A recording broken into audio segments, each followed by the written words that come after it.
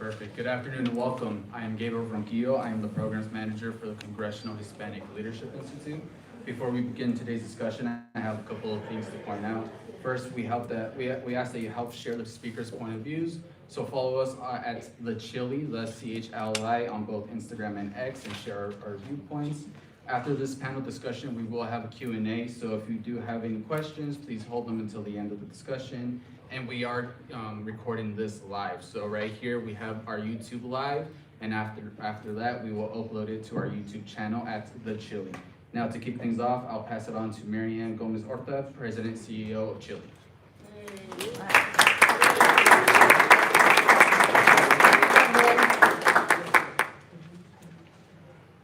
If you still want, there's a couple of seats still out here in front. This is the A row for the grades. They're passing out afterwards, so come on up. Again, thank you for joining us. Buenas tardes.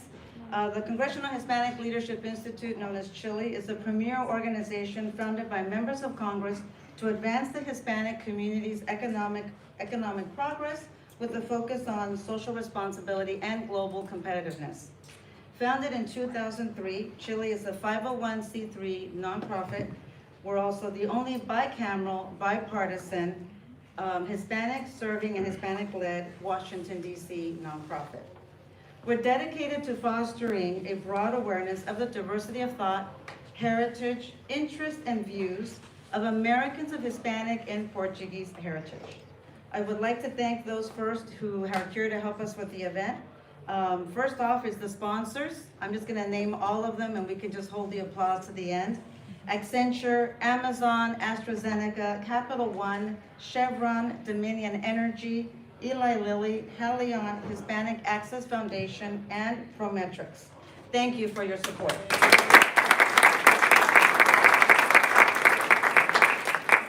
And we all know from doing events, this doesn't happen overnight, so thank you all of you for your interest here in person and also online. Specifically, I want to thank some people that helped pull this together. Gabriel, Angela, Nicole, Tia, Emily, Bruce, Andrés, Sofia, Maya, Thalia, Juan, and Maciel. Today we will be discussing strengthening Puerto Rico and United States policy. The CHLI Congressional Public Policy Hill Briefing Series provides a platform for in-depth dialogue on current public policy issues that affect the U.S. and specifically our Hispanic and Portuguese communities. CHLI does not attempt to influence legislation. Rather, we have these briefings for a form of education and to inform members of Congress and their staff, as well as the Hispanic communities and families across the country. Now I would like to introduce my boss, also known as the CHLI Chairwoman, the Honorable Ileana Ros-Lehtinen.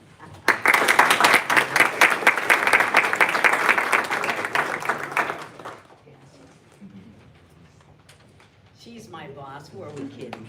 Muy buenas tardes, good afternoon.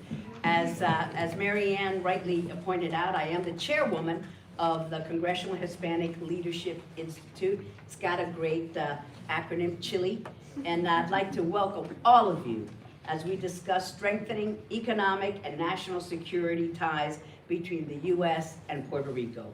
Puerto Rico has been a U.S. territory for over 125 years, and its residents have been U.S. citizens for over a century. Puerto Ricans have served our country and have contributed to shaping the fabric of American society and culture. But despite these contributions, the island's residents have not achieved parity in federal programs, nor full constitutional protections, nor voting representation at the federal level, including the inability to vote for our commander-in-chief, despite the service and sacrifice of Puerto Rican servicemen members in every American conflict since World War I. I came to the U.S. with my family when I was 8 years old, fleeing the oppressive communist Castro regime in my native Cuba, which has controlled its citizens through fear and repression for over 6 decades. However, the promise of this great nation allowed me to become the first Hispanic woman ever elected to the U.S. House of Representatives. After being in the Florida House and the Florida Senate. And throughout my nearly 4 decades in public service, I expressed my political beliefs, while helping to educate my colleagues and advocate for the needs of my constituents and underserved communities. The American promise of upward momentum and free expression is what strengthens our nation and our collective power as Americans. Puerto Rico's unincorporated territory status prevents our fellow U.S. citizens from access to opportunities to achieve their highest potential. As Americans, we must explore the benefits of strengthening the representation and political participation of Puerto Ricans. Doing so ensures that we meet our nation's highest values of government by consent of the governed. It bolsters economic prosperity nationwide and reinforces our national security against foreign adversaries. During my tenure on the Foreign Affairs Committee in the U.S. House of Representatives, I was able to recognize and address external threats and conflicts. Recently, we have seen foreign adversaries such as Russia and China trying to establish a foothold in Latin America and the Caribbean region, often enticing underdeveloped nations into debt-trap diplomacy that, if unpaid, enables such countries to grow control over critical infrastructure such as ports and energy grids. This control enables our foreign adversaries to claim sovereignty over these key locations and places America at risk from counterintelligence, cybersecurity, and physical military threats. Puerto Rico has tremendous economic potential that could benefit the overall U.S. economy. Fiscally, Puerto Rico is emerging from its debt crisis and recovering from natural disasters stronger than ever through implementation of transparency reforms to ensure accountability of federal and local funds. These fiscal reforms, along with the island's manufacturing infrastructure, educated workforce, and strategic location, makes Puerto Rico an asset for increased interstate commerce and international trade. Furthermore, the strengthening of political ties between Puerto Rico and the U.S. would serve as recognition of the democratic will of the island's U.S. citizens who have voted in favor of statehood in the years 2012, 2017, and 2020. Therefore, I am glad to welcome each and every one of you here today. Look forward to a fruitful discussion and a conversation about Puerto Rico and its potential impact on the economic prosperity and national security of our country. Muchísimas gracias. Thank you very much.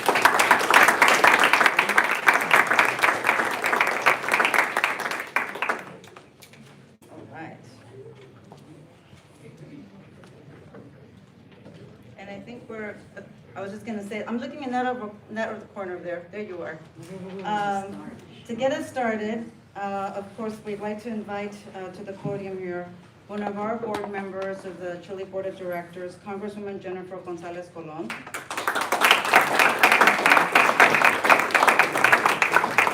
The Congresswoman is the sole representative in the United States Congress and the first woman to hold that office representing Puerto Rico, so I think that's another applause.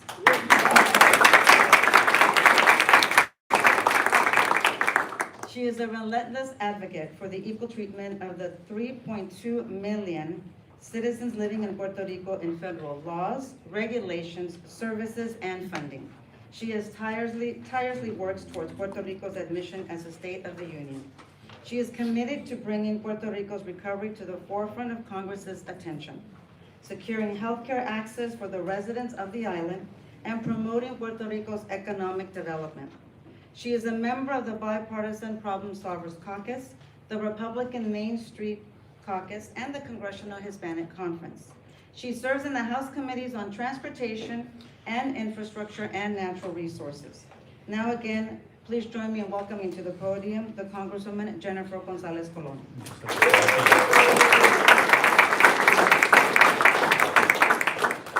Thank you everybody for coming today here. Even when Congress is not in session, we try to maintain this briefing because not too very often we do briefings regarding Puerto Rico's economy. And today I want to thank Congressional Hispanic Leadership Institute for hosting today's policy briefing on Puerto Rico, and I also want to recognize our distinguished expert panel today. know most of you, so thank you for coming and being available to join us today. Too often conversations regarding Puerto Rico tend to overlook the island's strategic significance, including our economic and national security contributions to our nation. I trust today's discussion will provide an opportunity to shed light on those topics, as well as policies that will help strengthen and enhance Puerto Rico's role in our nation. I want to recognize Congresswoman Ileana Ros-Lehtinen for her help. amiga. Thank you. She was my mentor while she was here in Congress, and the first Latina elected to Congress. So those are big shoes. Thank you, Ileana, for doing that for our Latino communities. In the case of Puerto Rico, Puerto Rico is uniquely positioned to lead efforts to be sure drug manufacturing back to the U.S. soil. And that's one of the issues that we've been working in the past years with the economic cluster on the island, private sectors on the island, among many other people. In recent years, particularly in the aftermath of COVID, we have come to recognize the risks associated with our dependence on communist China for pharmaceutical and medical supplies, which has contributed to drug shortage and loss of jobs for decades. Today, many of you may not be aware, 47% of Puerto Rico's economy is pharmaceutical and medical devices. And Puerto Rico is the top producer and exporter of pharmaceuticals in the U.S. Over 30 medical companies and 4 of the top 10 biopharma companies do business on the island. And that's the reason our medical cluster around the island is so important for many of us. And I want to recognize SBA Director in Puerto Rico, Mr. González-Rivera, being here. We were just discussing that. Puerto Rico, therefore, has an expertise and a capacity to help rebuild and secure United States medical supply chain. To that end, and to support those efforts and maximize the island potential, Congress should enact policies like the MEDS Act, which is a bill we drafted in the House. It's a bipartisan bill, which got a companion bill in the Senate, filed by Senator Michael Rubio. This bill will provide targeted federal incentives for companies currently producing medical devices and pharmaceuticals abroad that may relocate economically to distressed zones across our nation, not just Puerto Rico. And this will be a win for the U.S. economy, helping create jobs in the areas that needs the most, and a win for our national security, ensuring our medical supply chains are no longer controlled by foreign adversaries like China. In discussing Puerto Rico's national security contributions, we must also recognize the island border security role. Due to our strategic location in the Caribbean, we are at the forefront of federal government's efforts to combat transnational criminal organizations and smugglers operating in our region. The island hosts important Coast Guard facilities, as well as the only border patrol sector, CBP Air and Marine Branch headquarters outside the mainland, there in Puerto Rico. Many people are not aware of that. Many people think that CBP is just only in the south of the United States. It's also here. Last fiscal year, federal authorities seized over 80,000 kilograms of drugs in and around Puerto Rico. And it's estimated that between the 70 and 80% of narcotics that enter the island are then transported to the mainland. 70 to 80%. So if we want to fight drugs, we need to begin doing that in the Caribbean, where they help fuel crime and drug overdose pandemic. And that's why establishing a strong border security presence in Puerto Rico is critical for the entire nation. To that end, and to ensure the federal government allocates the necessary resources to achieve this, we have introduced H.R. 920, the Caribbean Border Counter-Narcotics Strategy Act, that will require the White House Office of National Drug Control Policy to develop a strategy to combat drug trafficking across our third border in the Caribbean, just as Congress has previously codified the requirement to develop a southwest border and a northern border counter-narcotics strategy. We're not doing anything different from the rest of the borders of the United States. And we also provide an important presence in the Caribbean to advance the United States' strategic interest in the region and counter the growing presence of our adversaries. We have seen how China has vastly expanded its trade and infrastructure investments in the area, something the Department of Defense officials have expressed concern with, and given that country's ability to flip those investments from civilian to military use. Russia has been deploying warships to the region for military exercises along with China, increase its engagement and support for authoritarian Cuba, Venezuela, a country whom the United States shares maritime border with Puerto Rico. Many people may not be aware of that, but it's so near to us.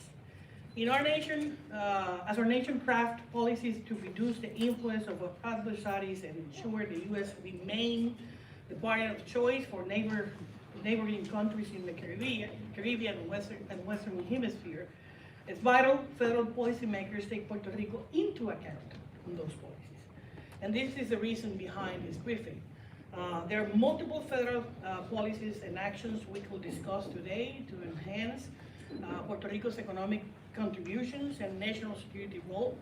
However, perhaps the single most important step yet we could take is to achieve this, is to resolve the island political status. Territorial status constrains Puerto Rico's ability to prosper, and is the underlying reason behind economic and fiscal challenges we have faced, denying us access to some of the tools and programs our fellow Americans in the 50 states enjoy to grow the economy and then fight for poverty. We don't have that back home. The most recent territories to become state, Alaska and Hawaii, average double-digit economic growth for more than a decade after their admission. Ending the territorial status and putting Puerto Rico on the path to statehood, as voters on the island have already supported in 3 occasions, the U.S. can help spark investment and create a new economic situation that will be fruitful for the island, for the mainland, and the U.S. economy overall. Resolving Puerto Rico's territorial status is also essential to advance United States national security goals and serve as a deterrent in the region.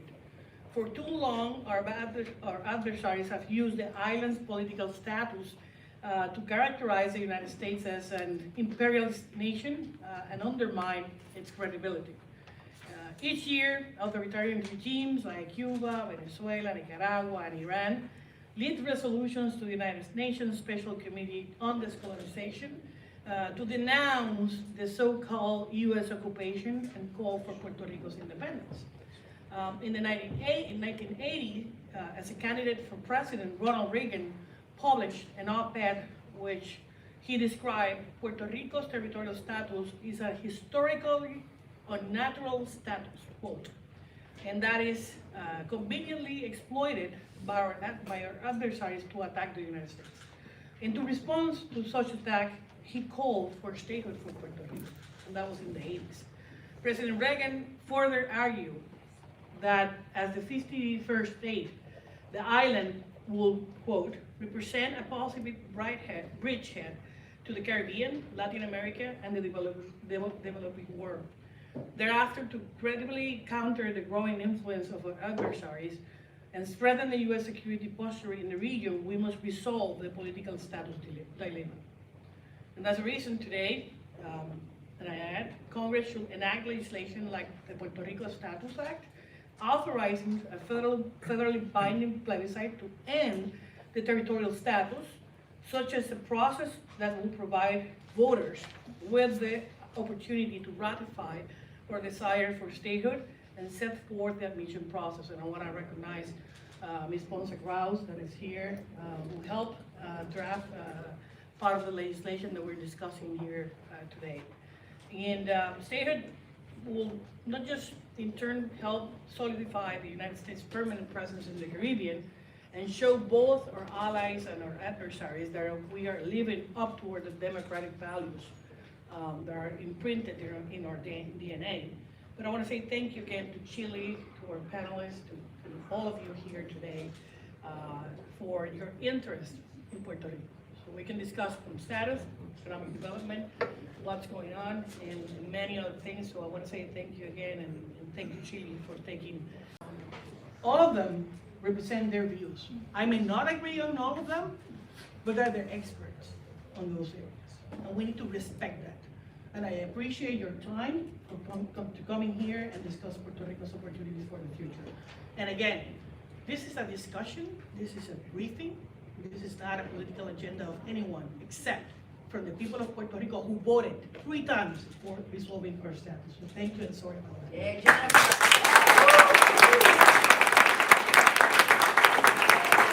And now I'm going to introduce our moderator, George Garcia. George will be leading today's discussion. He is the Executive Director of the Puerto Rico Statehood Council here in Washington, D.C., a nonpartisan, nonprofit issue advocacy organization. George has nearly 2 years of experience in public policy and intergovernmental affairs.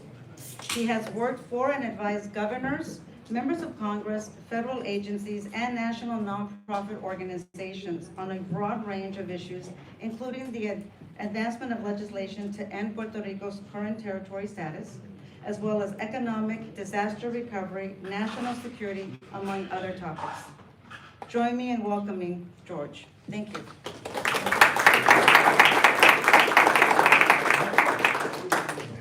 Thank you, Mary Ann, and thank you to everyone attending the program today. It's a pleasure to be here with you today as we discuss Puerto Rico's public policy issues and how we can, after decades of challenges to America's largest territory, we can consolidate Puerto Rico's upswing and movement towards restored growth and prosperity. We are very proud of the improved transparency we're seeing on the island, the post-disaster infrastructure rebuilding that is taking place, and beginning to finally point the island to a promising future. This benefits not just those U.S. citizens that reside on the island and the 6 million Puerto Rican citizens that live stateside, but also the entire United States because of the increased interstate commerce that is already worth over $30 billion a year. And that's just in one direction. That's just the amount of goods that are purchased in Puerto Rico that come from the mainland. There's, I believe, another about $30 billion that moves from Puerto Rico to the States as well. Additionally, with China's growing influence in Latin America and the Caribbean region, this underscores Puerto Rico's strategic importance for U.S. national security. And I think that this is a conversation that is absolutely essential for us to develop, and that's why we're here today. So please help me welcome our panelists to the panel. I would like to provide each of you an opportunity to introduce yourselves and the organization you come from and the role that you play. And please keep it brief. So we'll start out with Justin and then work our way back over here. Okay. Hey everybody, great to see so many familiar faces. I'm Justin Velez-Hagan, the founder of the National Puerto Rican Chamber of Commerce. I sit as the board president now, and I'm also the managing director of Macro Policy Advisors, who focuses on helping businesses navigate the policy environment across the country. Hello everyone, I'm Andrés Martínez-Fernández. I am over at the Heritage Foundation's Allison Center for National Security, where I focus on national security, particularly in the Western Hemisphere. I want to thank George and our hosts today for organizing this and inviting me today. Hi, I'm Christina Ponsa-Kraus. I'm a law professor at Columbia University. I teach and write constitutional law and American legal history, focusing on American territorial expansion and the status of the territories, in particular Puerto Rico, my home.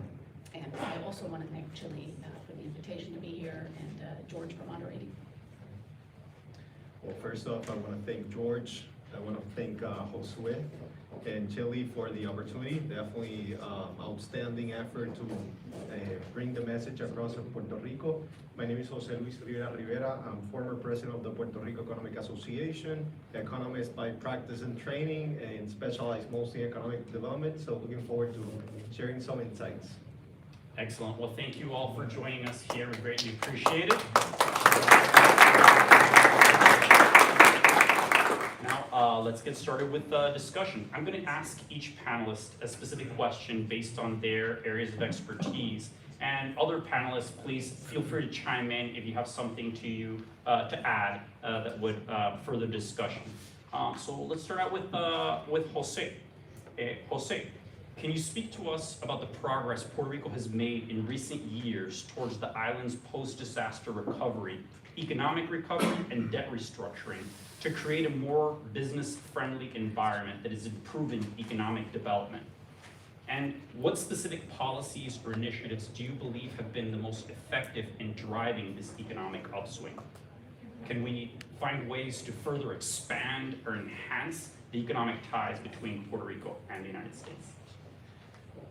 Great question. So I want to highlight, I think I'm the only panelist who's currently living in Puerto Rico.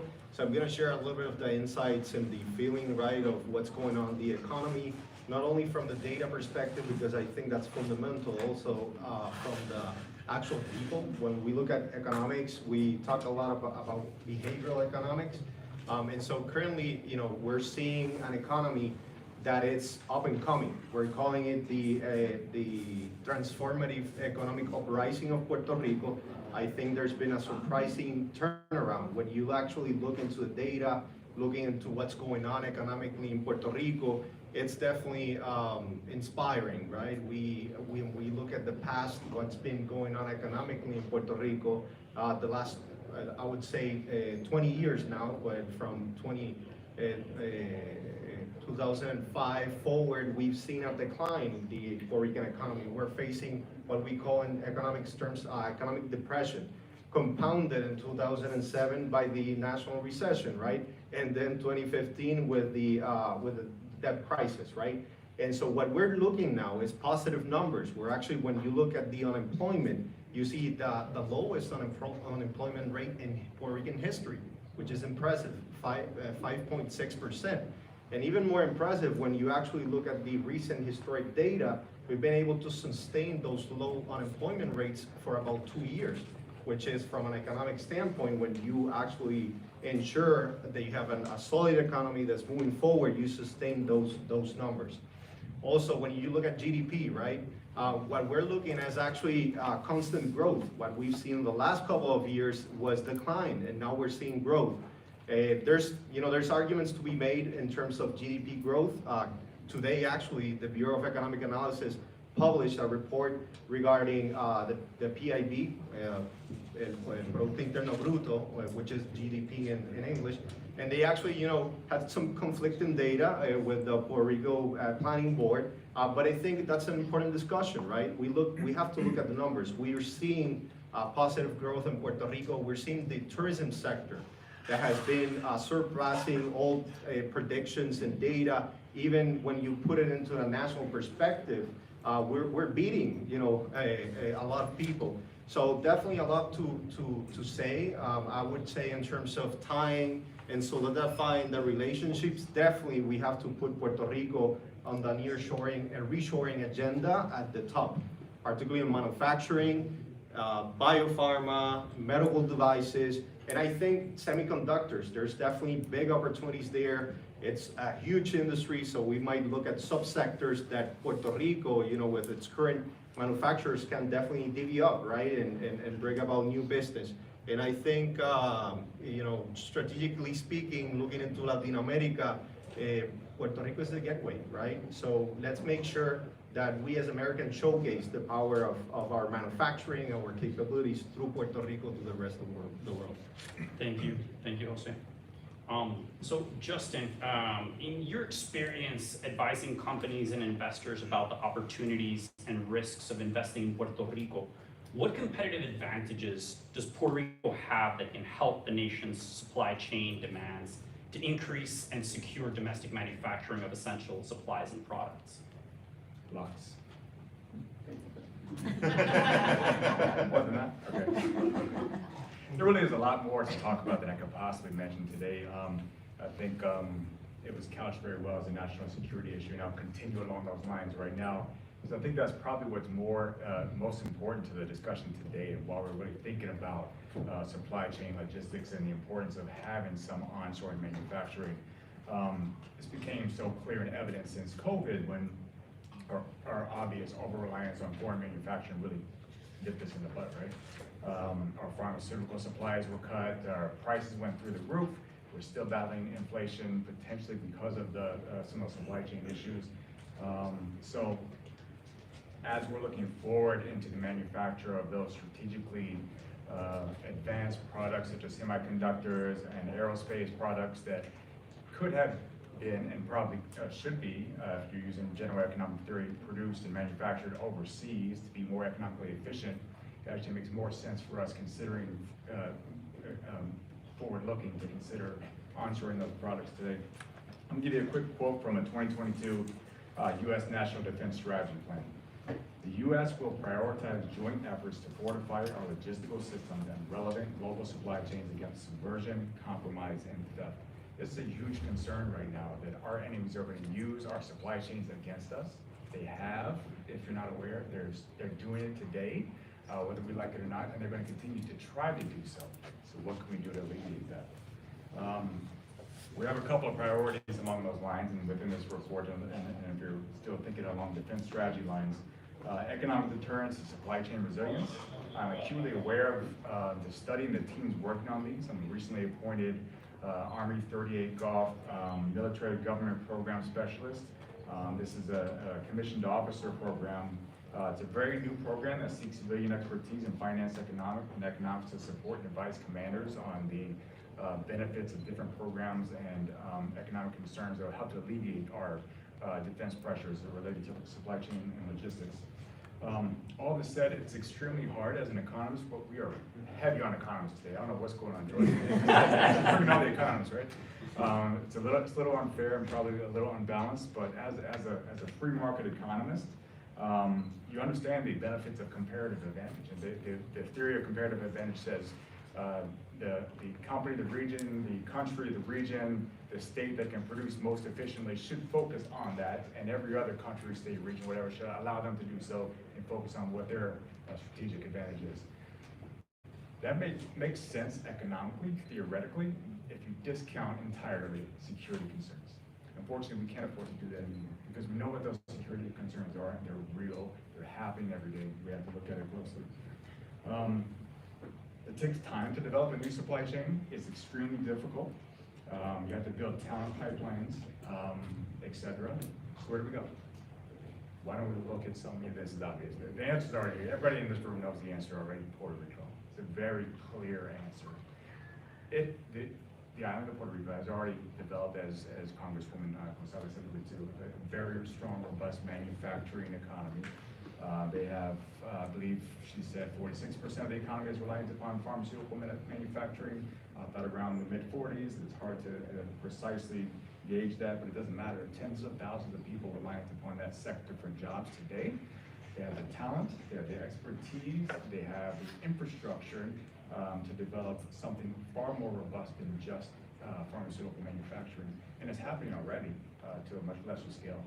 Pharmaceuticals are dominant, but there are plenty of other manufacturing happening. There are companies producing software, there are companies producing all kinds of goods and materials that are being exported around the world. But as a U.S. strategy, we should be looking to expand upon that. There's so many advantages to doing so. The fact that it's a U.S. flag jurisdiction, when you're thinking about security concerns, about those interacting with the supply chain, considering a 100% American workforce that doesn't have allegiances to another potential foreign adversary. We have American citizens in Puerto Rico who can work on the supply chains and you don't have to worry about it. Certainly our customs and monetary unions that are similar is very helpful. A regulatory system understanding is very beneficial to anyone looking to invest anywhere. The manufacturing investors that have currently invested in Puerto Rico already understand how to work with the U.S. Geographically, and George, I'll cut this in a minute, I promise. I've got probably pages I could talk about. Geographically, Puerto Rico is strategically situated in such an important location along it. If you haven't looked this up before, there's something called the Mona Passage, which is this body of water between Hispaniola and Puerto Rico, and it's just the shipping lane that goes basically from the Panama Canal up to the continental U.S. You know how many ships come through there? Right out of Puerto Rico? Puerto Rico has such an advantage to be the ideal place for managing global logistics and supply chains across the globe, but specifically an even better opportunity to interact with Latin America. I think there are ways to develop, and we haven't done so well yet, to develop more initial manufacturing within Latin America that can be finalized in Puerto Rico. That's being done to a certain extent now, but that can really be amplified into the future. Again, from a security standpoint, having redundant manufacturing operations in a place that's not necessarily a component, we call it in the military, the continental United States. Imagine a cyber attack knocking out some of our most important aerospace facilities, or some cyber facility or data facility in Virginia, very prominent within the state of Virginia. What if we had redundant backups in Puerto Rico that's fairly insulated from that possibility? That would be a very strong strategic advantage that we should have and should be applying right now. The other obvious ones are human resources advantages of the island. And I think people should really realize that it's not just a win for the U.S. and investors coming from the mainland to invest in Puerto Rico, it's really a win-win for the island too, in my opinion, with direct investment and jobs being created, and many other opportunities for the current existing operations of small, medium-sized businesses to partner with these new firms and investments to really expand their operations globally. I think there's just so many opportunities to do so. Others have stated the case more eloquently than I, but I'll leave it with that. No, that's very good. Thank you so much, Justin. That was excellent. Now, Andrés, I'd like to shift a little bit the conversation to your area of expertise. Obviously, we're talking about Puerto Rico's role within America's global competitiveness, and we can't talk about America's global competitiveness without talking about China. So can you talk to us a little bit about what you're seeing in terms of foreign investments from China in the area of Caribbean and Latin America, and the potential risks that they're increasing in terms of economic dependence and political instability in the region? And do you believe that strengthening Puerto Rico as America's key outpost in the region can help increase the stability and even help push back on this foreign encroachment that we're seeing? Yeah, well, there's no doubt. I think Puerto Rico is uniquely positioned geographically, also culturally, to be an important bridge for the United States into Latin America, particularly with the challenges that we're seeing now as far as China's presence in the Western Hemisphere. And I'll talk a little bit about that. We've seen a very concerted effort by China over the past several years to increase its influence across the Western Hemisphere. Today, China is the top trading partner for South America, and outside of Mexico, if you take Mexico outside, would be the top trading partner for all of Latin America. We've seen strategic investments also begin with investments, in particularly in port infrastructure, and the concern there is that we're moving away from just economic engagement and moving into what we refer to as dual-use infrastructure, which is strategically located and designed for use in a conflict situation. And you see instances of infrastructure projects like that throughout the region, including in the Caribbean.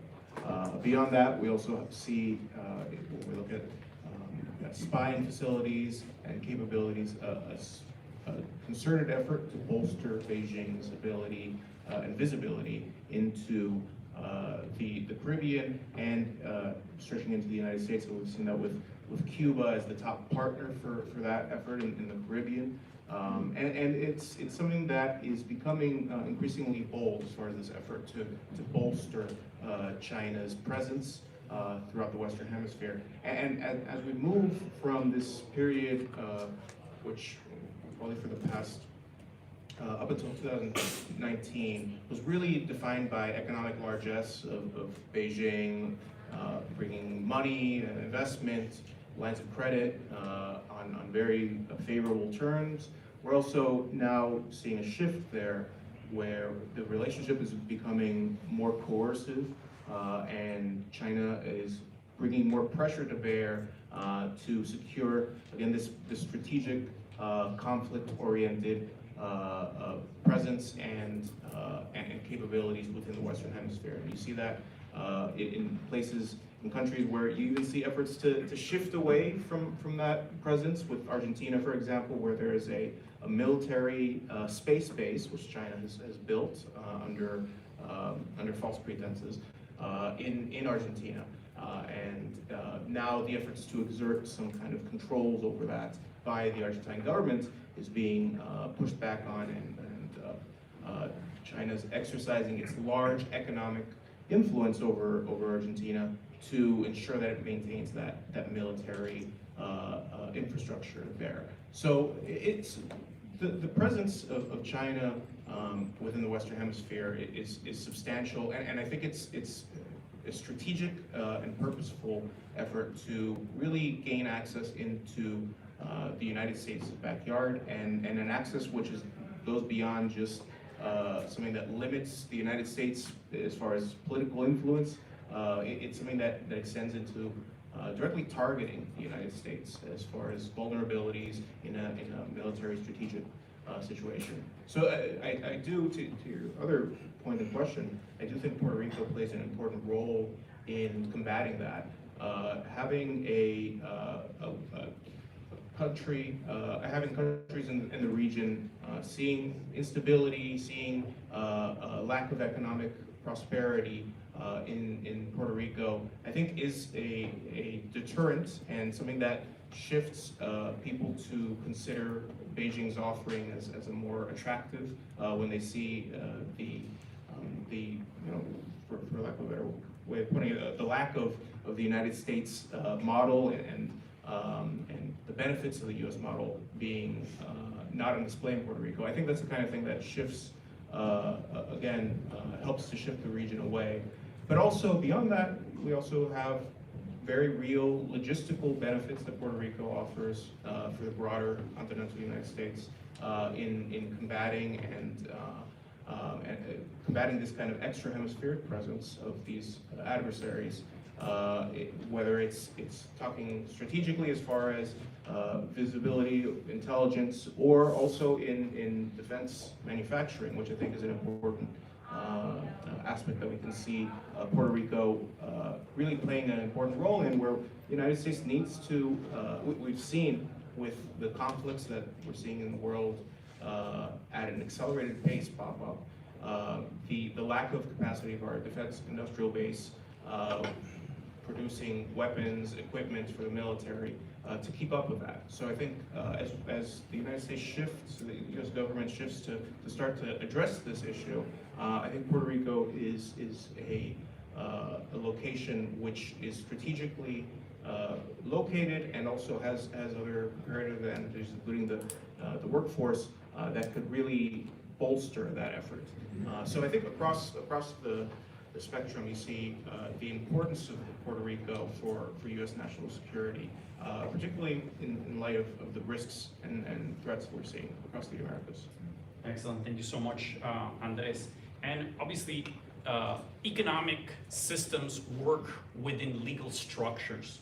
And thankfully, we've got Christina here, who is the foremost constitutional law scholar on U.S.-Puerto Rico relations, that can tell us a little bit about this. So, Christina, can you describe the features of Puerto Rico's current unincorporated territory status that generate so much economic uncertainty, and why solving the status issue is actually essential for both Puerto Rico and the federal government to be able to set a clear and consistent course policy-wise that can help maximize the island's economic development potential?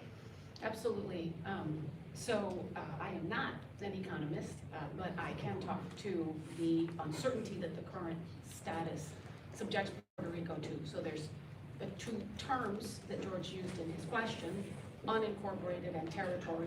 I know I'm speaking to a room of people, some experts and some novices, so I'm pitching it at the novices to do that service here. Being a territory of the United States is itself a status of uncertainty. It always was. The United States has had territories since the beginning. And territories have always been subject to what is known as Congress's plenary power, which is a broad power to govern both as the federal government and kind of in the place of a local government, to which Congress can delegate as much authority and autonomy as it wants, and Congress can also take that away.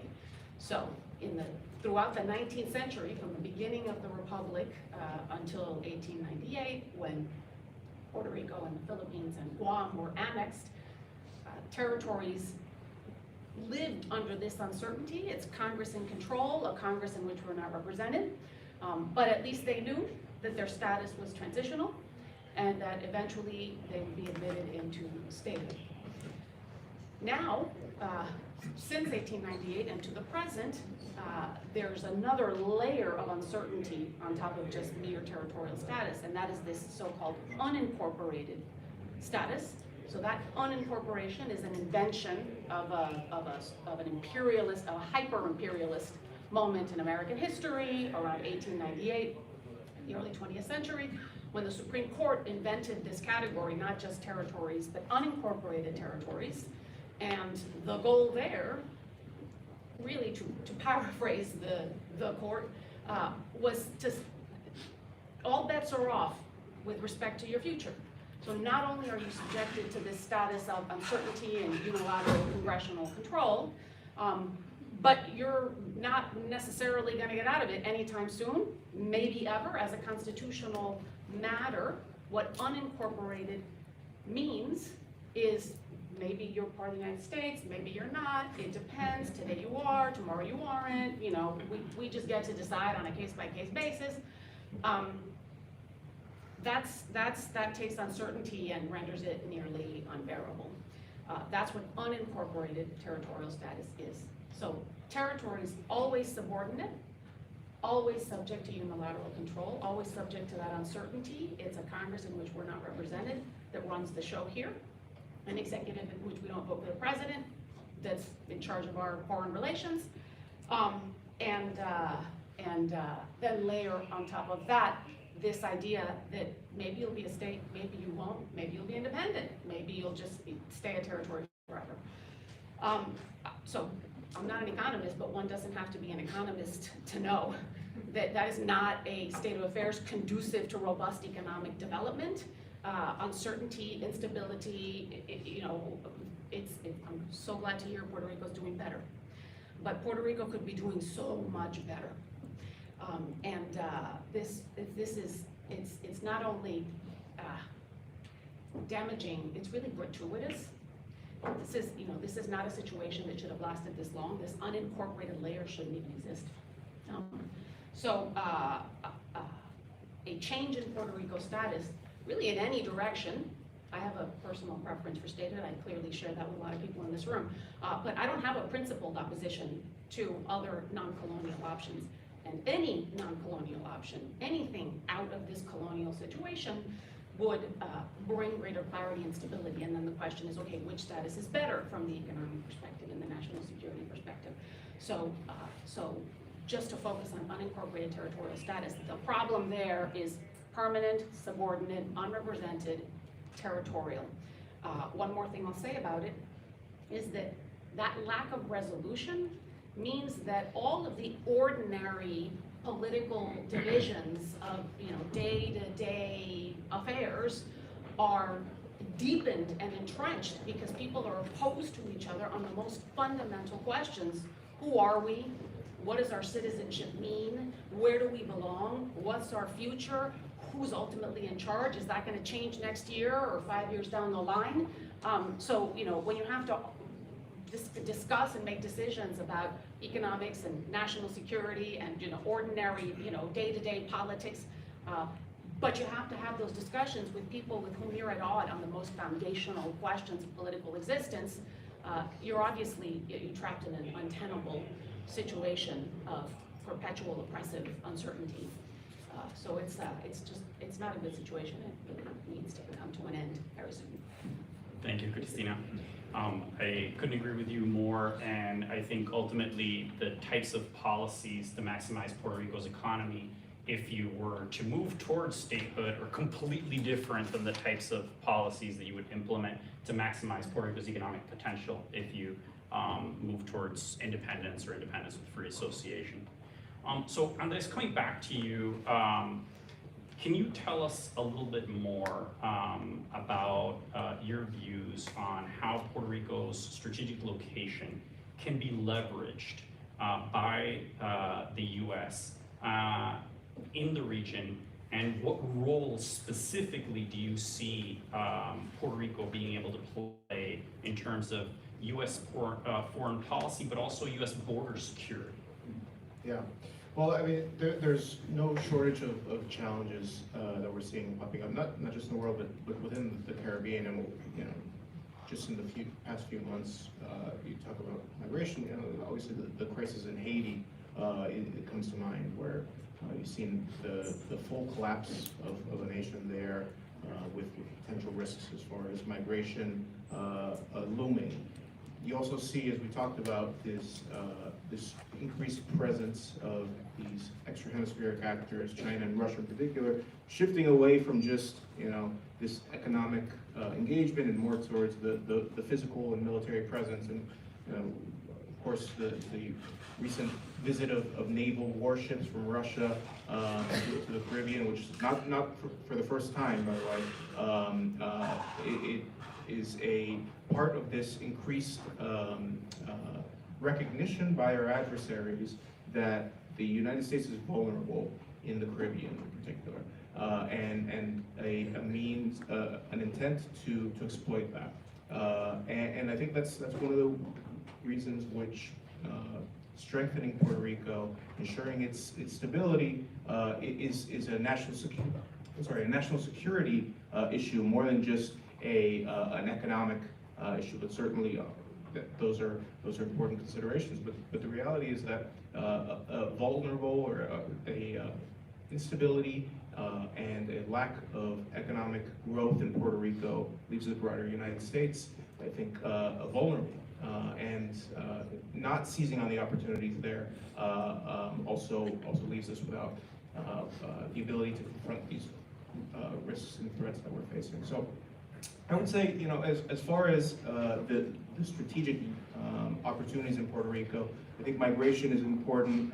The presence of the Coast Guard and the potential for expanded presence is I think there's a strong argument for that in Puerto Rico, given these increased threats and instability within the region. Certainly the challenges that we're seeing within Latin America as far as drug trafficking as well merit that, where we're seeing the consolidation of a narco state in Venezuela, as well as the use of, even through Central America and Mexico, into the Caribbean of maritime routes as and Puerto Rico as a transshipment point for narcotics. I think highlights again the importance of Puerto Rico in as being a central part of the United States national security planning within not just the Caribbean, but more broadly globally. So I would say leveraging that presence of national security resources, Coast Guard, but also, as I alluded to before, I think that the manufacturing of those defense resources is really something that Puerto Rico is uniquely positioned, and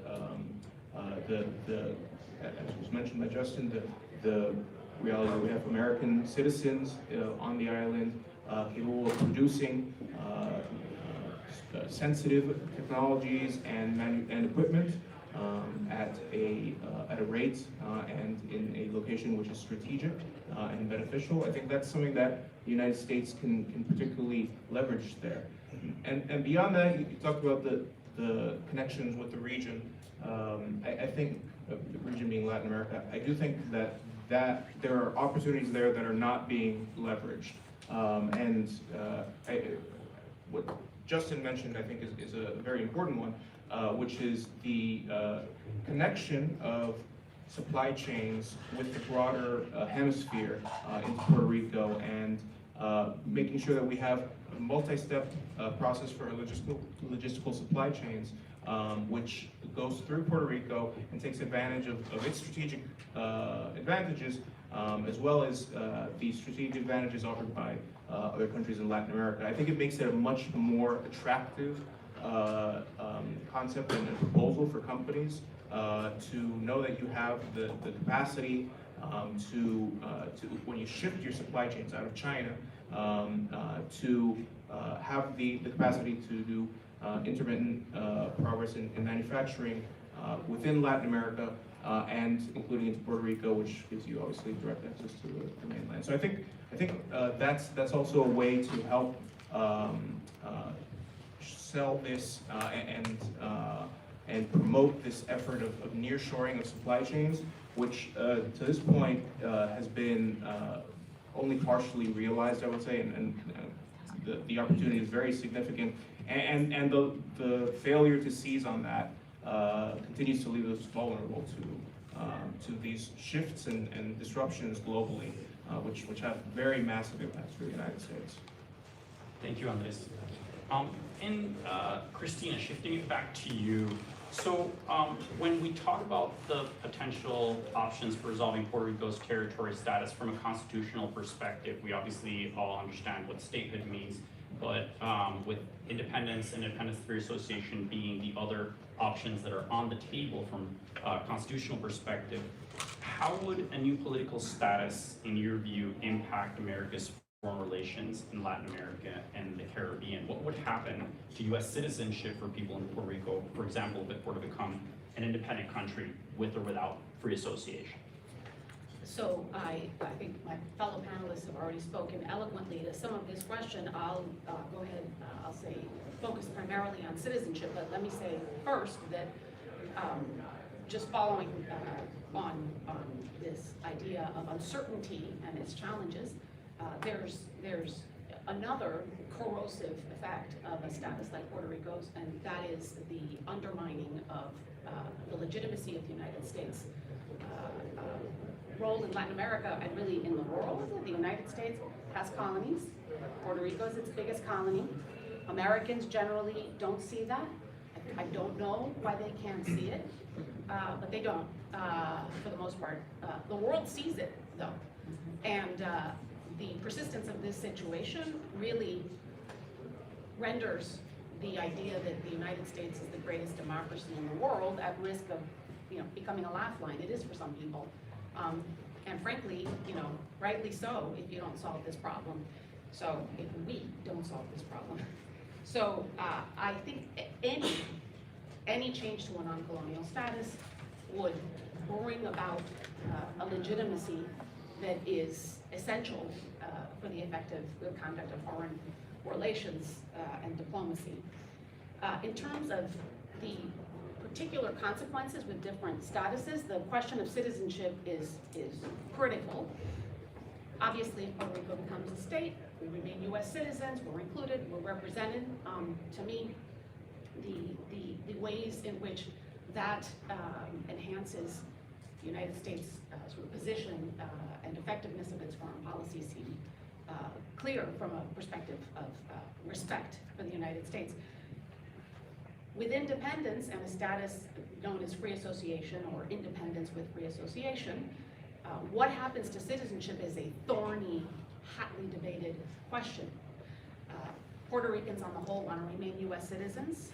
Even Puerto Ricans who want independence or independence with free association want to remain U.S. citizens. I should say free association is an arrangement whereby basically a smaller power, a former colony, enters into an arrangement, a treaty with its former colonizer, in which it delegates some powers, but this time with its full democratic consent, keeps other powers, and those powers delegated tend to be security powers, again, some economic, some financial powers. And there's some support for this in Puerto Rico because despite there being great, really excellent pride, I share it in Puerto Rican, the distinctive Puerto Rican identity. There's a very strong desire for the maintenance of some kind of relationship with the United States and for the maintenance of U.S. citizenship in particular, for all the obvious reasons, being able to move to the mainland, work in the mainland, go back and forth freely. Under any status other than statehood, independence with free association, and the current status, Congress has total control over whether to grant citizenship in Puerto Rico or not. Total control. Congress, sometimes people translate this into this sort of scaremongering, oh my goodness, can they take away our US citizenship right now? They can't. Due process protects people's citizenship once they have it. But Congress could at any moment decide to stop granting citizenship. So if Puerto Rico, in a place that isn't a state, well, DC. So if Puerto Rico became independent, with or without free association, the United States has the power to keep granting citizenship if it wants, on the terms it wants. It can handle it however it wants. Puerto Rico could, at the beginning, get some deal that would make people happy. Yay, we get to be citizens. We get to, keep citizenship by birth in Puerto Rico for a while longer. Any day Congress could change its mind. Any day Congress could stop doing so. Decide to withdraw unilaterally from any agreement and stop doing so. That is a situation that, to my mind, is, once again, it's not conducive or healthy for national security, foreign relations in any way. You don't, for Puerto Rico or the United States. So for the United States, you've got a jurisdiction of millions of US citizens whose children may or may not be US citizens and, who don't know what's coming in terms of citizenship in the future. And from the perspective of Puerto Rico, if Puerto Rico becomes independent, but its entire population retains US citizenship, well then the United States has retained an invitation, really legitimately, to intervene to protect the interests of its citizens, and Puerto Rico has thereby given up the autonomy that independence should guarantee it. So I don't think from any angle the policy arguments for independence or free association with perpetual citizenship, which cannot be guaranteed, but the policy idea is itself not appealing, not conducive to a good, solid situation for Puerto Rico to assert itself on an international stage, and not good for the United States because of the ambiguities that come with it. Whereas I do think the policy arguments for statehood being conducive to improvements and legitimacy and clarity in foreign relations are overwhelming. Thank you, Christina. Excellent. So Justin, shifting it over to you. You are a veteran. You have also used some of the skills and experience that you got from your military service to become an entrepreneur and become an economist and contribute to the economy in a number of different ways. And in Puerto Rico, we have over 90,000 veterans, and we have many active service military members, as well as tens of thousands of people in Puerto Rico's National Guard. Do you believe that with the right federal and private sector investment in Puerto Rico, given this human resource capital that we have on the island, Puerto Rico can significantly contribute to the US in terms of the design, development, and manufacturing of cybersecurity, other defense technologies, and other things that are critical to helping to increase America's competitiveness and support its efforts to counter the growing threats from foreign adversaries? Yes.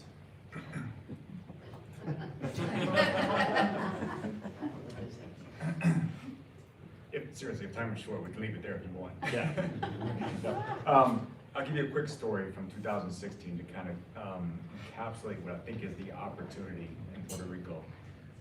In 2016, the National Puerto Rican Chamber of Commerce, in coordination with the government of Virginia and the University of Puerto Rico, created a program called the Institute for Advanced Cybersecurity Training.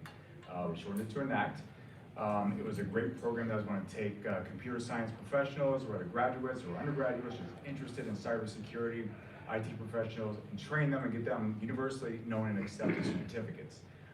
It was a bit of an entrepreneurial venture. I was investing in the prospects of it, hoping that it would take off and do really well. There was a lot of interest in it. We filled up our first class almost instantly. It was tremendous. But we did have fiscal support or financial support from University of Puerto Rico and the government of Puerto Rico through DDEC, I believe. But that was right before Promesa, right before Maria. As soon as Hurricane Maria came through, so many fiscal cuts came down the pipeline that the University of Puerto Rico said, we can't afford to invest in this.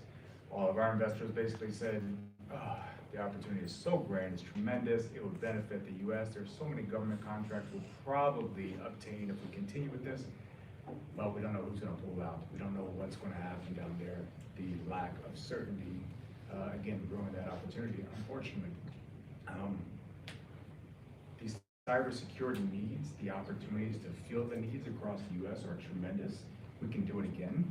I'm gonna give you a couple of stats that will help to support that, and I'm focusing on cybersecurity, partly because it's in the question, but I think it's of utmost importance and represents a really unique opportunity. From May of 2023 through April 2024, there were only 85 cyber workers available for every 100 cyber jobs available, or demanded, excuse me. So that creates an abundance of demand and a lack of supply. And I'm gonna bring you back to economics, sorry Christina, but whenever you have that demand outstripping supply, that means the cost of labor. If you're an employee, that's a great thing. Your salary is gonna go through the roof. So employees in Puerto Rico that were taking up these cyber jobs would have tremendous opportunity to obtain positions that paid high salaries, but not just high compared to the island, high salaries compared to the rest of the continental US because the demand is so high for it. Companies here want cyber professionals, not cyber professionals that are cheaper. They just want cyber professionals. They're willing to pay them on parity with those that they're willing to pay here in Virginia. So imagine having the salary of the DC region, a really strong salary, coming a fresh graduate out of a computer science degree, getting a certificate in cybersecurity, and living in San Juan. I mean, that's my dream, frankly. One day, the talent is there, desire is there. It just takes some investment. And going back again to Christina's comments about the lack of certainty, I think she put it well because it doesn't take an economist to explain what is so simple and common sense to everybody else. If you don't know what's coming down the pipe, you don't know how to invest. When I'm talking to my investment class, I teach a class on investments at a local university. There's a function that investors look at, and it's a required rate of return function. And this, RR they call it, is what investors looking for in any type of investment. They consider this function. It's a combination of the risk-free rates, which is just investment in T-bills. You can either invest in T-bills or you can invest in such and such. If you invest in such and such, you want that at least that risk-free rate. Plus you want a premium to compensate you for the business risk, the possibility of competition. And then a financial risk, which is the possibility of being over-leveraged or leveraged to a certain extent with various interest rates. And then there's the political risk. Now, political risk is something we rarely consider here in the continental U.S. because as state shifts administration, who cares? Maybe taxes go up or down half a point or a tenth of a point. You know, that's the biggest deal that's happening. But you still have the infrastructure. You invested there for a reason. You're not going to lean or make a decision on investment based on that.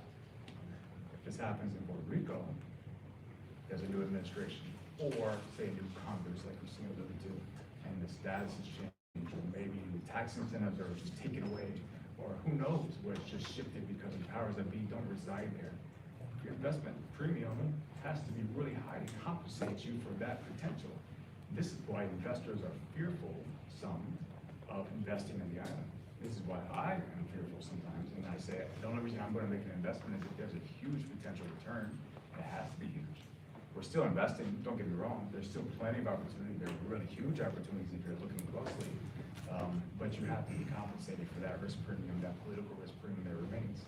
So if that can be overcome, I think many of us understand how it could be or why, or which direction it should go to overcome that to the best scenario for our investment and possible outcomes for the economy of Puerto Rico. But if we can overcome that, investment will flow, believe me. And I'll be the first one to put up a check. Thank you, Justin. So this is going to be our last direct question to the panelists. So if the audience wants to begin preparing your questions, we're going to open it up to questions after this one. So Jose, we'll close out with you. So Jose, what else do you believe Congress can do to help the island further retain its local talent and improve its economic competitiveness in the future? So to put it into perspective, what's going on economically and I would say socially right now in Puerto Rico, it's a case study. I think it's a national case study. We're building, I would say, a policy infrastructure for jurisdictions to mirror. And let me explain myself. Currently in Puerto Rico, we've seen massive investment from federal funding, particularly, to name a few, I could say CARES Act, American Rescue Plan, Infrastructure Bill, the Inflation Reduction Act, and then as a direct cause from Irma Maria back in 2017, we got special allocations from Congress, particularly through FEMA funding and CBG HUD funding. So what that has enabled us is to really build our economy, build our infrastructure. And usually, from an economic and planning perspective, you plan to build your airport, then you plan to build your port, right? Because you have so many limited time, resources, and even workforce capacity to actually do it. And what we're seeing right now, we're getting a whole new electrical grid. We're getting a lot of improvements in our sewage. We're working on our main airports and regional airports, and this is critical because when we look actually at the Puerto Rico map, we're an island, right? You get the economic concentration in the metro area. And so that massive investment in critical infrastructure like regional airports, the ports, we're an island surrounded by water, you can either go by sea or by air. That allows to really build regional economy, right? Those are the ties that we're seeing between the Puerto Rican economy and the federal policy making that we need to give continuity. Right now, obviously, I do have to say, we're having some changes in Puerto Rico, on the top government, and what we're seeing is, from the the current administration and now the upcoming one, commitment with moving things forward, commitment with being pro-business, doing things aligned with American policy. And I think at Capitol Hill, we need the same commitment, right? We need to make sure that when funds are reaching their limit, that Congress and the executive branch are gonna say, give the write-off, make sure that that investment continues and that other opportunities arise. And we need to make sure on the reshoring, nearshoring strategies, all the economic development strategies at the national level, that Puerto Rico is top priority. So those would be two key action items that, again, we're having an impressive economic uprising and we need to give continuity. Excellent, thank you so much. Thank you so much, Jose Luis. So I'd like to open up the conversation for questions from the audience. Yes, so we'll go ahead and pass around the Yes. microphone, my team and I. So if you go ahead and give your first and last name, your organization, and we'll keep it to the moderator. So he'll go ahead and call on whoever he'd like to ask a question. Right here in front. Thank you. My name is Luis Davila. I'm the Executive Director of the Puerto Rico Federal Affairs Administration. My question is for Andrés. In recent years, a growing number of voices, both from the liberal and conservative side, have been calling for the overturning of the insular cases, which, as Dr. Ponsa-Kraus correctly mentioned, created this legal framework of unincorporated territory, which not only affects the rights of U.S. citizens that reside in Puerto Rico, but also strengthens or increases that uncertainty that exists in terms of foreign policy of the United States and national security.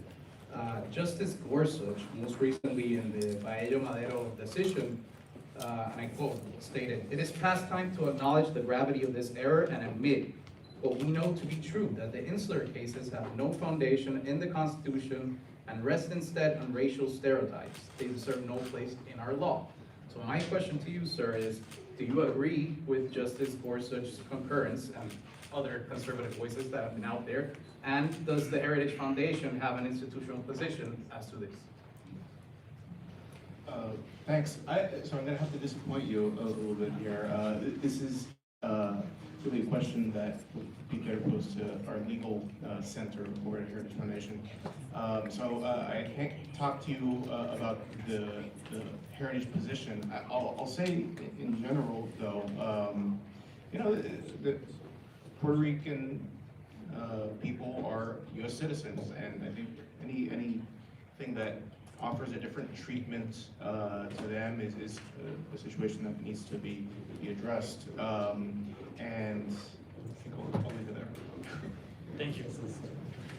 All right. Another question from the audience? Eduardo?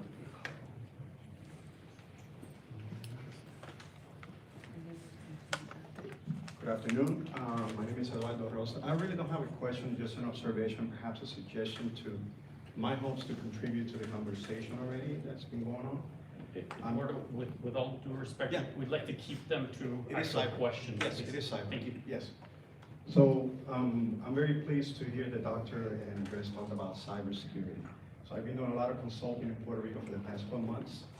And one of the things that I hear about economic growth, about the prospects of bringing businesses to Puerto Rico, the microchip sector, amongst many. But what my observation has been that there's talent in Puerto Rico, but there's lack of awareness. And there are vulnerabilities that must be addressed and should be addressed exponentially now before bringing this institution.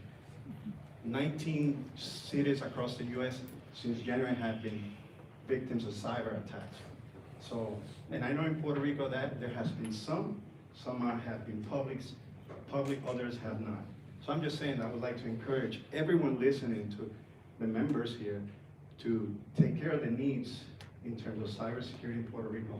I think Puerto Rico has the talent to make it a cybersecurity hub that will contribute immensely towards economic growth. Thank you.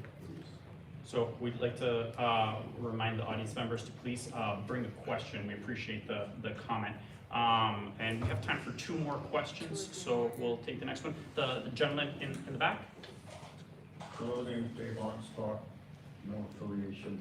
I have a question, how do you feel about the Jones Act? Do you feel that the Jones Act imposes profound costs on Puerto Ricans at all?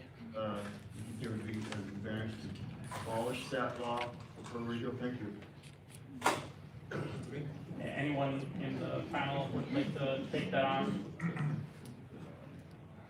Yes. It clearly creates a cost. There's been some attempts to measure that. It's a seemingly unnecessary cost, but I'll leave that to our distinguished members of Congress that are either present still or former to Watching on YouTube. watching on YouTube to perhaps weigh those costs because they're beyond just economic. They have some security reasons. I don't think they're as valid as they express.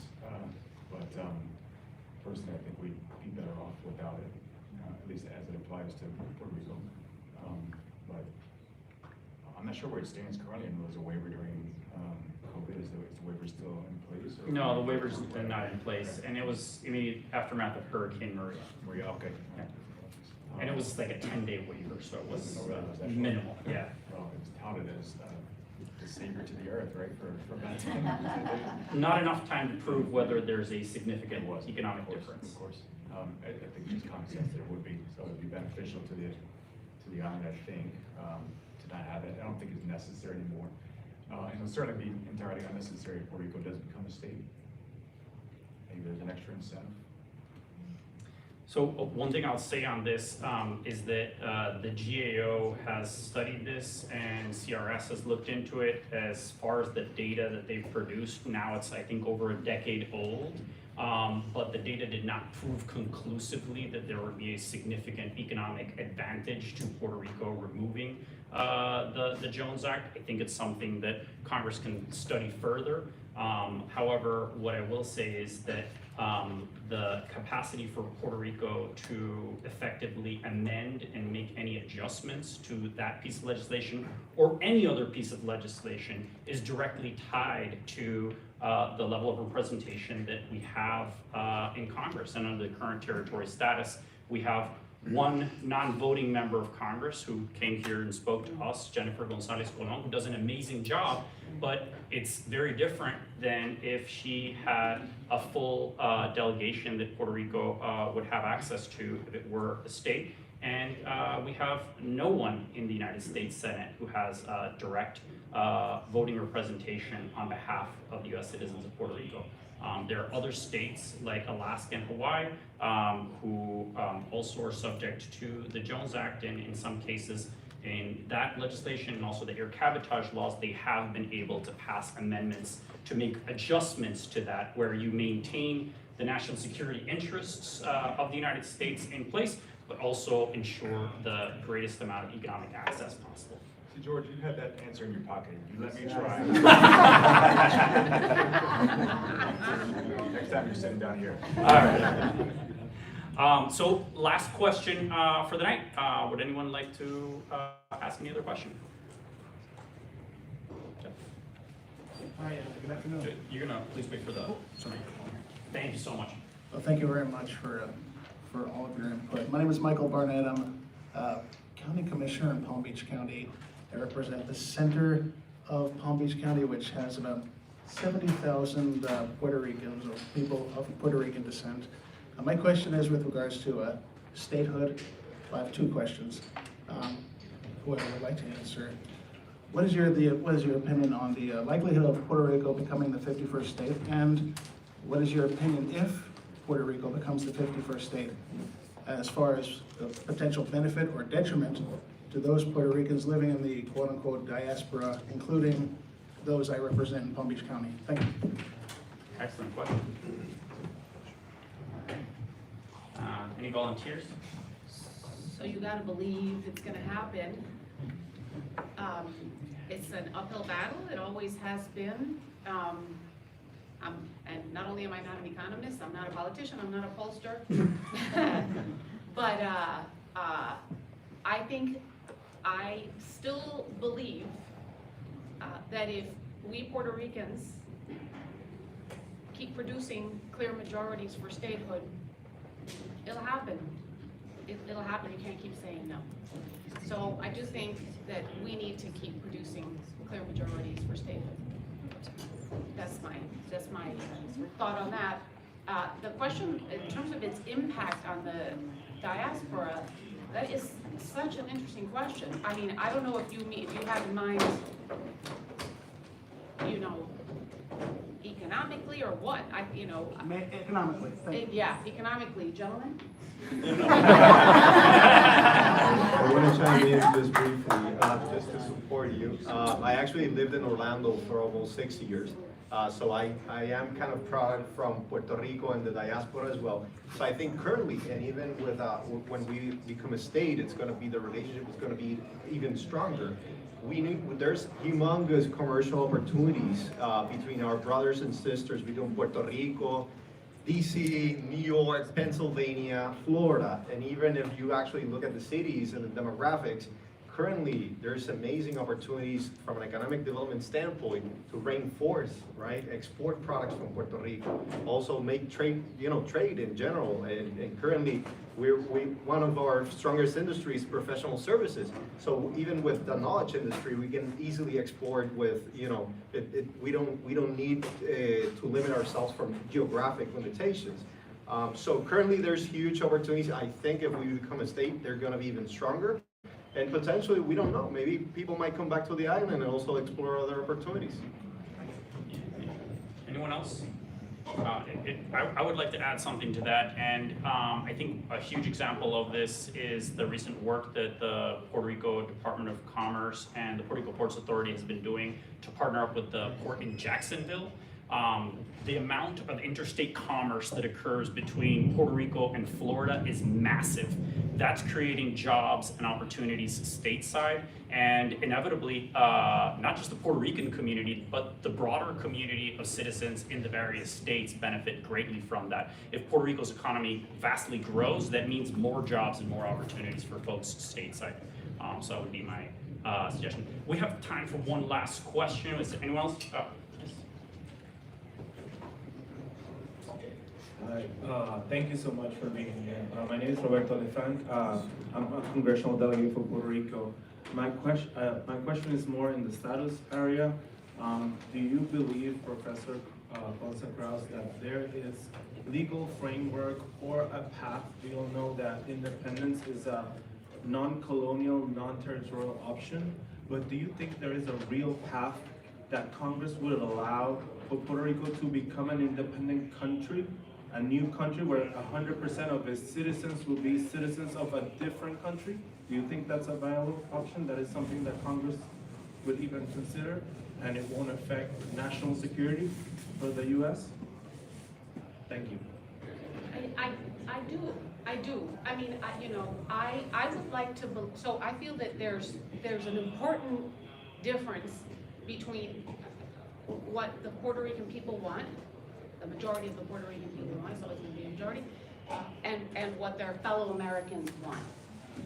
I think that it is a legitimate, understandable principle for Puerto Ricans to want statehood, to want independence, to want it with or without free association. I think that Americans should want statehood for Puerto Rico, but they should not stand in the way of independence if that's what Puerto Ricans want. I think that they should respect what Puerto Ricans want, but I don't think that's inconsistent with taking a strong position that, we annexed you in 1898, we welcome you, we want you to be an equal part of this country. We hope you vote for statehood. I think that's what the position of non-Puerto Rican Americans should be. So I think that's the only principled position to take once you annexed the people, assimilated them, given them your citizenship without asking them, but thank you. I think that apparently everybody's grateful for it. I think that your position ought to be, now come in, we welcome you. But it also ought to be, we're gonna facilitate and give effect to your decision. Is it a national security issue? I think that it is a national security issue for the U.S. I am not a national security expert, but I don't know, from my perch, I think why would the United States not want Puerto Rico to become a state? Why are you gonna create a situation with a place that you've built bonds, but then rejected them, but sort of kept them, but sort of not, and now goodbye? No, I think that the most principled and sensible position for the United States to take is statehood. But if a majority of Puerto Ricans voted for independence, which I really don't think is ever going to happen because of the desire for a relationship and for citizenship, but if they did, in a process authorized by Congress as it should be, that is, Congress should offer the options and commit to giving them effect. And then if Puerto Ricans, a majority would vote for independence, would the United States say no? I would like to believe not, but you have to be naive and hopeful to stay in this business, continuing to work for this, because it's been a long time. So if you ask me, what are the chances? Would they really? I don't think they should want it, but I do think that they should commit to decolonization, and that means giving effect to a choice of the Puerto Rican people to have a non-colonial option, and you absolutely have to include independence among the options, and you let people make a decision and then give it effect. Excellent. Well, yes. I mean, I do think, I think it would be hugely problematic, both for Puerto Rico government, the federal, the national government, First country that 100% of the citizens are from another country. Exactly. So you have diplomatic, legislative, and the president being a citizen of another country. There's inherent conflicts there. I don't know how that works in practicality. And then on top of that, you have we've been discussing the very real threats of extra hemispheric actors within the Caribbean, trying to exploit vulnerabilities of the United States. And I think that an island full of U.S. citizens without any U.S. government presence is going to be a very attractive opportunity for not just governments, foreign governments, but foreign actors, non-state actors, to seek to exploit. So I think it would be hugely problematic all around. I don't see it being viable in any way, frankly. The U.S. Let me just jump in and say one more thing. I think that if the United States were to do what it should do, which is to say, we give you a choice, we will carry into effect your choice, but we want you to choose statehood, we can't wait for you to vote for it, and we can't wait to admit you if you vote for it, that majority would turn overwhelming. I mean, we already have a majority with the United States kind of being like that, you know? Offer it and make known your desire for it. I think it would be overwhelming. Well, on that note, I'd like to conclude this part of the conversation. We would like to, first of all, extend our gratitude to all of our panelists, Jose Luis, Professor Ponsa-Kraus, Andrés, and Justin. Thank you so much. And then I'd like to hand it back to Marianne for our concluding remarks.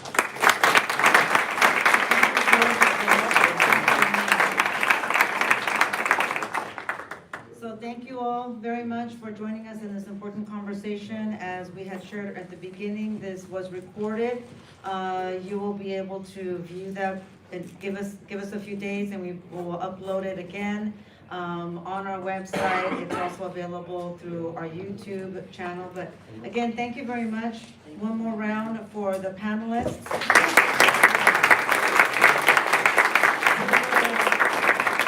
We will conclude the videotaping now, and for everybody who is here, the noise in the back.